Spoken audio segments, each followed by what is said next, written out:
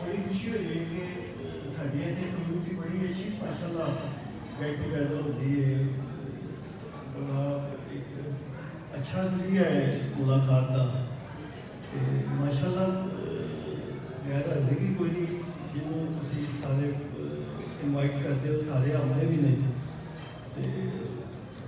तो शुक्रिया तुहाडा, तुसीं आए हो, बड़े अरसे बाद सारे दोस्तों मुलाकात हो गई है।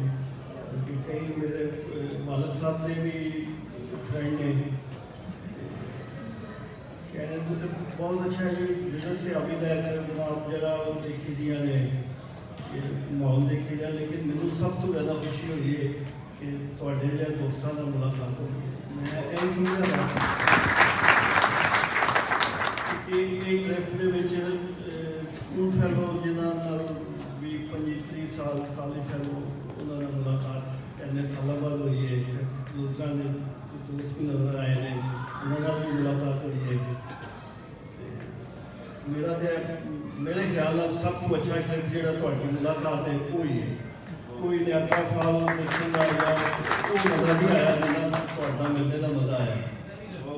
बहुत शुक्रिया, थैंक यू भाई जी, थैंक यू कि तुसीं नाल अरेंज किया कैसे भाई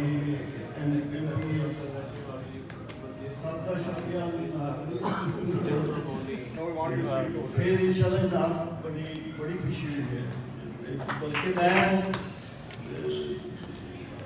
ये सी कि चलो रूटीन लेकिन हूँ मैं नैक्सट टाइम मेरा सरकार दिल को 10-20 दिन असें फिर दोबारा चक्कर लावां कि इन्ना प्यार मुहब्बत दोस्तां ने तुसें दित्ता है। टाइम ही इ'यै 2-4 दिन दा ही है।